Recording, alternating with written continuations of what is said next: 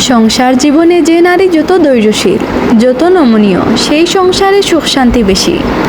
নিজের শখের জিনিসটা না পেয়ে মানিয়ে নিতে কষ্ট হবে, প্রিয়জনের থেকে কথা রাগাতে কষ্ট হবে, তবুও চিৎকার চেঁচামেচি করার থেকে সহ্য করে ধৈর্য ধরা ভালো। রাগ করে জোর করে দুটো কটু কথা শুনিয়ে অনেক কিছু আদায় করে নেওয়া সহজ, কিন্তু নমনীয় ব্যবহার দিয়ে যেই সম্মান ভালোবাসাটা পাওয়া যায় সেটাই সবচেয়ে মূল্যবান। তিক্তকতার জবাব তিক্তকতা দিয়ে দেয়া গেলেও কখনো কখনো তিক্তকতা শুনেও চুপ থাকা ভালো। পরবর্তীতে সুন্দর করে বুঝিয়ে বলবেন, এভাবে বলা ঠিক হয়নি।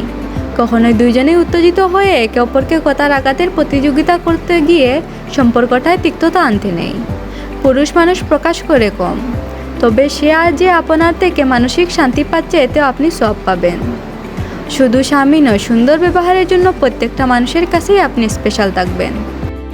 আমরা আমাদের মায়েদের দেখেছি কতটা বেশি ত্যাগ করে তারা করে যান সারাটা জীবন, বিনিময়ে আমাদের থেকে কতটুকুই বা তারা পান। আমরা সবাইকে যেন সমান পরিমাণ ভালোবাসা ও সম্মান দিতে শিখি, তবেই সমাজটা সুন্দর হবে।